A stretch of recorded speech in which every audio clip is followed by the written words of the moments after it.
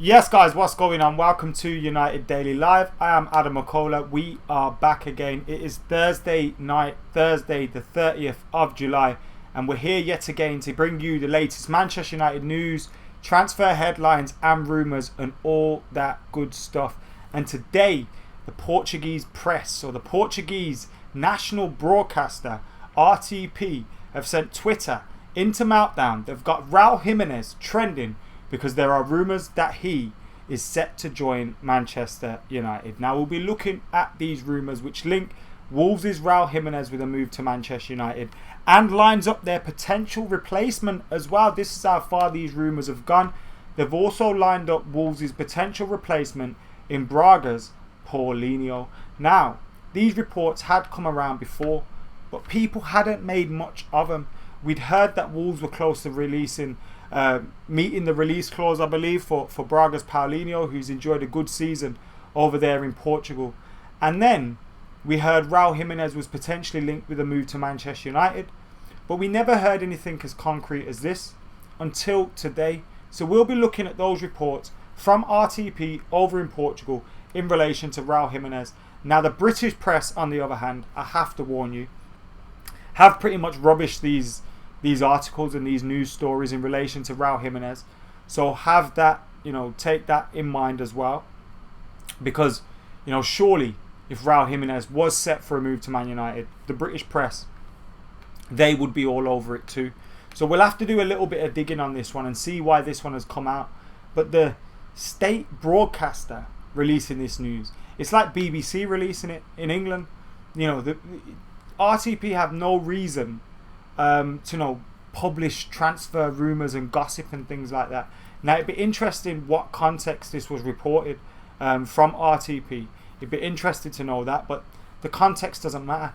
Everyone's run wild with it. So we'll be finding out those reports in relation to Raul Jimenez. We'll be looking at the latest quotes and reports in relation to Jadon Sancho's potential move to United. Also Luke Shaw's potential return date, and the under-23s are back in training as well. Under-23 news, James Garner won the Premier League's under-23s goal of the season with a fantastic strike. But the under-23s are back in training now. Now, can some of them push through and get a chance for Manchester United in that LASK Linz game? I'm sure there'll be a few in the squad. Will any of them start? Could we see a start or involvement from the likes of Hannibal Mejbri, Dylan Levitt, James Garner, Tielemans Mengi, Ethan Laird, etc, etc. So it'd be interesting to see what kind of lineup we have up and out for that game against LASK Linz, the second leg coming up early August. But we're here at the end of July, and it is the 30th of July, so let's do a little on this day. As always on AdamMcKola TV, we go to the Manchester United on this day book by Mike Donovan. We open it up to the date that we're on right now, the 30th of July. It is the 30th of July. There's two for the 30th of July. So do you want 1966 or 1994? Let's do both. Saturday the 30th of July 1966, Manchester United duo Nobby Stiles and Bobby Charlton are part of the most famous day in English football history to date, as they helped England overcome West Germany 4-2 after extra time in the World Cup final at Wembley. Stiles' toothless grin and post-match jig around the pitch goes down in football folklore. Sir Nobby Stiles, not been knighted yet, which is a load of bullshit, but he should be. And of course, Bobby Charlton, who has been knighted, he is Sir Bobby, winning the World Cup for England on this day in 1966. What happened on this day in 1994, I hear you ask? Wow, Ryan Giggs attracts the attention of a young female support. Wait, what? While Manchester United are on a pre-season tour of Ireland, his admirer grabs her moment to hug and plant a smacker as Giggsy was about to take a corner. This happened on Saturday, 30th of July, 1994. Now, got a few questions for Mike Donovan. This book that we have, occasionally they'll have 2 or 3 on this days for a particular date, but most dates they have 1 on this day. Like yesterday's, they had 1 on this day. Today they have 2. One of them was 2 of our greatest players ever winning the World Cup, and one of them is about Ryan Giggs being assaulted whilst taking a corner. Now, why did you have to add the second one in? I just don't get it. We had that historic moment there on this day for 30th of July, yet to go have to add that filth in at the end. I don't understand it. I really don't understand it. But nevertheless, guys, we're going to move on to that transfer news and that transfer story as well in relation to Raul Jimenez. So get hitting that like button, get commenting, get sharing, get subscribing to AdamMcKola TV as well. We are on 77,700 odd at the minute. We're very, very close to 80k. So get hitting that subscribe button and help us hit that 80,000 subscriber mark as we push on the road to 100,000. So where has this Raul Jimenez story come from, I hear you ask? Well, it's come from RTP over in Portugal. Now what they're saying is Raul Jimenez is on his way to Manchester United. Braga's Paulinho is on the verge of joining Wolves for 30 million euros as his replacement.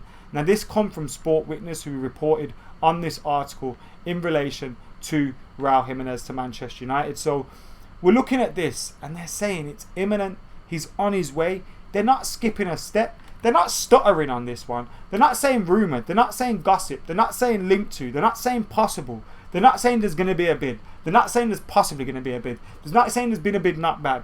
They are saying the transfer's imminent. The replacement's there in Paulinho. And the Mexican star is on his way to Manchester United. Unbelievable, Jeff. Unbelievable, Jeff. Now, why is this coming out? If it's not true, no, I mean, if it is true, surely somebody else is all over it. Somebody else is all over this news. Raul Jimenez to United. United swooping in for another Premier League striker when it didn't look like happening. Now, for me, it's not true, but it's a weird one. Why has it come out now? Why has it come out now? Why have RTP of all people? It's not Ebola who were originally reporting. It may as well be called Ebola for, you know, as bad as they are. It's not them reporting it this time. It's RTP. Now, why would they do that? Have they been briefed by somebody? But they're not in the game of pushing out these transfer rumours. So it's a real odd one. Maybe Raul Jimenez is set to sign a new deal at Wolves. Or maybe he's on the verge of a move elsewhere. And they've got their wires crossed and their everything mixed up. And they're saying he's on the way to Manchester United. But I'll be honest with you guys. Don't read anything into these reports. I don't believe it's true. Would I be for Raul Jimenez coming to Manchester United, signing up for Manchester United? I'd be all for Raul Jimenez coming to Manchester United. I really would. I'd love him to sign for the club. But like David says in the comments, I just don't believe it. I think it's a load of rubbish. I don't believe it at all. Surely if Raul Jimenez was on the verge of joining United or had joined United, then, you know, we would have heard something more concrete by now. And this would have followed. Like this story came out about 4 hours ago. It's, you know, it's not been repeated by anybody else. The people in the British press are saying, well, if Wolves were to sell him, they'd want 70-80 million. And there's been no bids and he's not off yet. So as far as I'm aware, there's nothing in this. There's nothing in this. As reliable as the source should be. Bryce Menezes with the super chat says, I feel like Gabriel is a perfect man to partner Maguire. He will let him play to more comfortable position, which is right centre back. Bruno for captain. I cannot see the armband being taken off Harry Maguire now. I don't think it needs to be taken off him either. I know I've commented saying that, well, maybe he shouldn't have got given the armband so early. But once you've given it to him, and he's not been a bad captain, once you've given it to him, you don't go taking it off him for no reason. Do you know what I mean? I just said like there should be maybe more should have to do to get that reward. But if Ollie thinks he's the natural fit for the captain, fair enough. Is he first choice centre half yet? Not in my opinion. But the armband grants him that. Now Gabriel has been linked with Manchester United from Lille. And it seems like if it's a deal that we want to make happen, this Gabriel deal, then we will make it happen. It's a deal that seems pretty straightforward. He's got a release clause, which is quite, you know, an insignificant fee for someone like Manchester United. And if we wanted to make it happen, I'm sure we would make it happen. But as of yet, nothing on Gabriel, no concrete information. The last we heard, Manchester United, Arsenal, and a whole host of other clubs had made contact with Lille for him, but there'd been no offer yet. So let's hold tight on this one. I wouldn't be surprised to see United move in the market for a centre-half signing of that calibre. I can't see us going in for someone like a Kalidou Koulibaly, someone that's of that, you know, 80 million to 100 million price tag. I can't see us spending more than 30 million on a defender if we do sign one, and it looks like you could get Gabriel for around that price. Smoke Drink Pop has got in with a super chat saying, as a Mexican American Manchester United fan, I would be a bit excited for Raul at the club. We had a little bit of flavour, Mexican flavour, with Javier Hernandez at Manchester United, didn't we? I wouldn't be against us signing Raul Jimenez. I just don't believe it. I think it'd be a great alternative for Manchester United in that front. Imagine you got Anthony Martial and your backup option is Raul Jimenez, because Jadon Sancho's not going to be here much longer. He's here till January. So, in my opinion, it'd be a great signing. A real sign of intent in terms of where we're going and going forward. But do I think it's going to happen? No. Carl Martinson says, what youngster excites you most going through the Europa League run? It obviously depends on who gets involved. I'm looking forward to seeing Ted Mengi get an opportunity. I'm hoping Axel Tuanzebe can be fit. Obviously, you're looking at Ethan Laird potentially coming in. I want to see Hannibal Mejbri though. Even if it's off the bench against Lask, I want to see Hannibal Mejbri involved in the first team for that game. I'd be really, really happy to see that. Because he's the kind of footballer that gets you on the edge of your seat, and you want to see him in the first team. And I think that game against Lask is going to be a game that is there for us. And if you go with a strong side, the likes of Odion Igalo, Jesse Lingard, Daniel James, Juan Mata maybe, you can bring in the likes of Mejbri and that. Play Ted Mengi, Ethan Laird from the start. Tal says, Simon Peach says it's rubbish in relation to Raul Jimenez to Manchester United. And if the likes of Simon Peach are saying it's rubbish, it probably is rubbish. And to be fair, I get that instinctive feeling that this is a load of shite and Jimenez isn't going to be joining Manchester United. Ross says Jimenez is 25 to 30 million. He's nearly 30, so not got many years ahead of him. I'm 31, so I guess I haven't got many years ahead of me left. God damn it. Hope we don't go for Grealish. Don't rate that guy, says Matt. Me and you going to have an argument here, Matt. Only joking, mate. But I hope we do sign Jack Grealish. PL, consider coming on earlier. Please consider coming on earlier. It's 3 a.m. in India, says Rishi. I try and get videos out as early as possible in the day as well. Like I have that 5 o'clock live stream upload go out. I'll try and do something more early. But at this time, with the news breaking and things like that, at this time, during the summer transfer window, it's going to be at this time. If there's breaking news, I'll be bringing it a little bit earlier. I do apologise for it being a late one for you guys over in India. You know how much I love you lot over there. But I think this is the time that we're settling for right now. So if you can stick with us at this late slot, really do appreciate you. Yes, Manny plays. How's it going, mate? Stars of the future getting their chance against Lask, says Sean. Yes, mate. What's going on? Dill does. Hope you're doing well. He's in there with the ole, ole, ole, ole. Ross Murphy. Don't say sorry, mate. It's all good, brother. Adama Traore. What do you think about him? I'm a massive fan of Adama Traore, Nishi.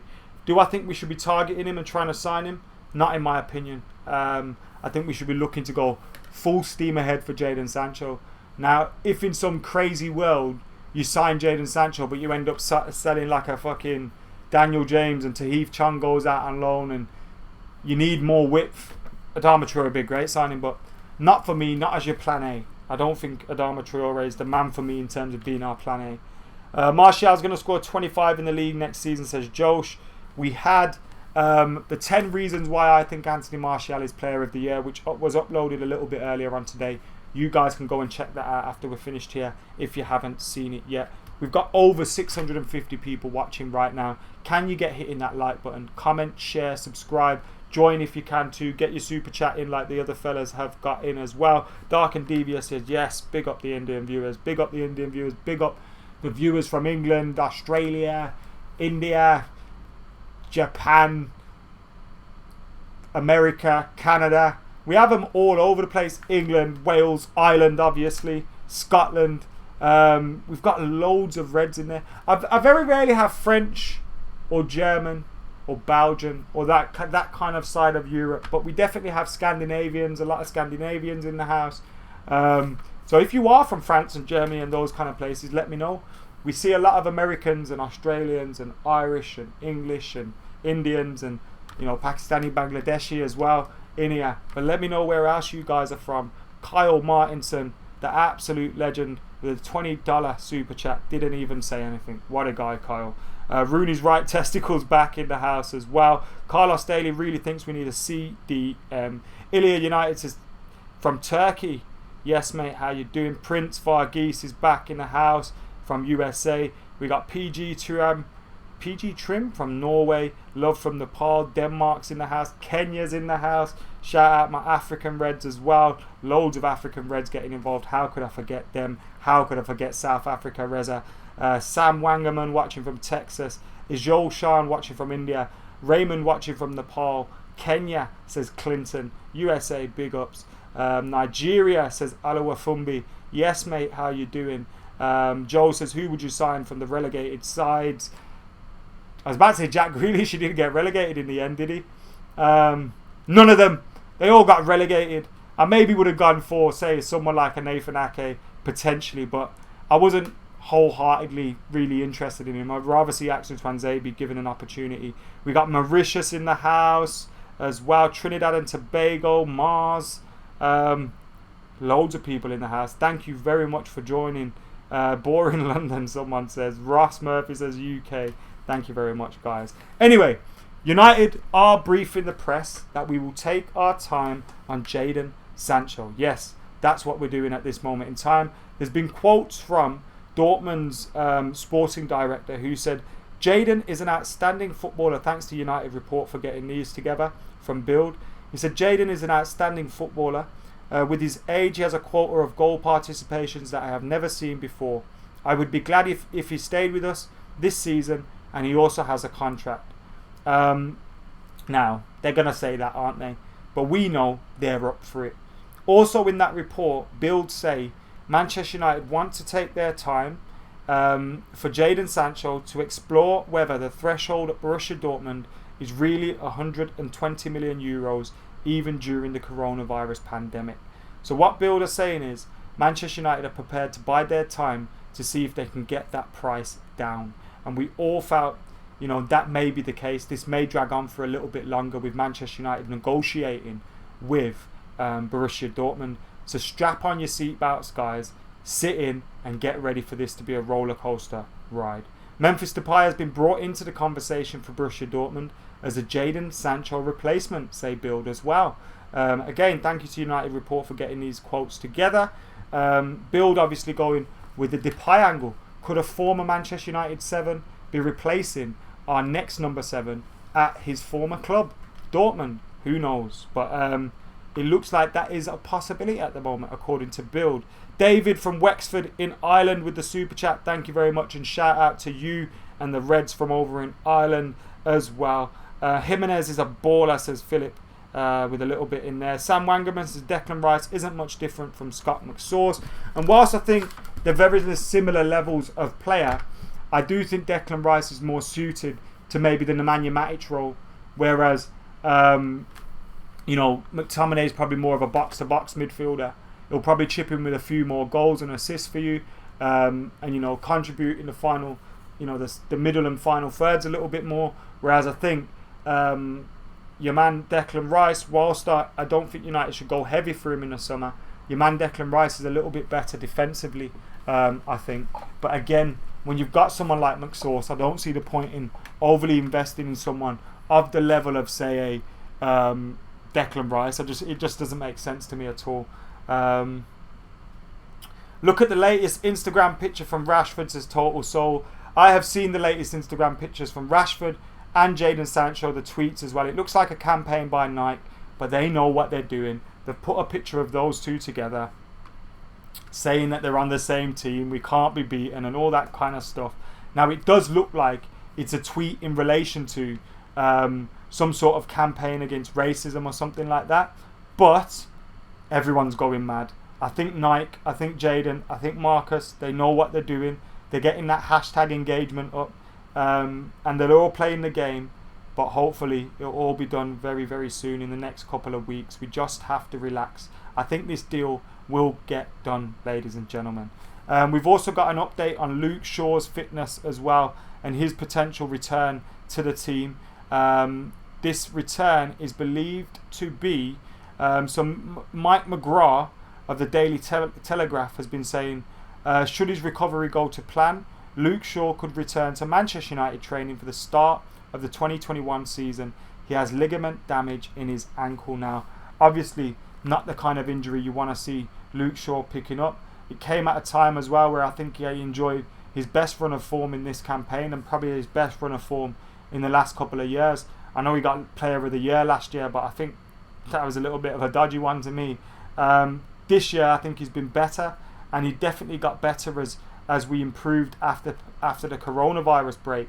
And I thought Luke Shaw really looked good. Then he got that injury, a real disappointing injury for him to get. And obviously, we want to see him coming back, but it's another setback for Luke Shaw, another big injury, ankle ligament damage, and he's out now until the start of the 2021 season. And they're hoping that he could return for training before the start of the 2021 season. You know, that's a problem. That's a problem for United. You got Brandon Williams, obviously, who could possibly start the season if you need him to, but it wouldn't surprise me if United probably held back even on selling someone like Diogo Dalot because of this injury. You could maybe hold on to Diogo Dalot and just wait and see what happens with Luke Shaw. So this could affect things for United. It may even mean that we go into the market for a left back if one does come available. There's been a few linked with Manchester United, but not what we wanted to hear, not what Luke Shaw wanted to hear. The only good thing for him is there's no football between now and then, and hopefully he can get back and fit for that start of the season. The under-23s have returned to training. We've got pictures like this one here of Hannibal Mejbri being watched by Quinton Fortune as we see him returning to training at Carrington today. We've got another super chat from Tobias Ogren, who says, what would you think about Alexander Isak as a transfer in to Manchester United, backup for Anthony Martial? Now, where's Alexander Isak at the moment? I remember him. I remember his name. His name rings a bell. He's at Real Sociedad at the moment. That's why his name rings a bell, because when I watched Januzaj and Odegaard, he was obviously playing up front for them. His goal scoring record at the moment, up until this year, was 9 goals in 37 games in La Liga, 16 goals in 44 games overall.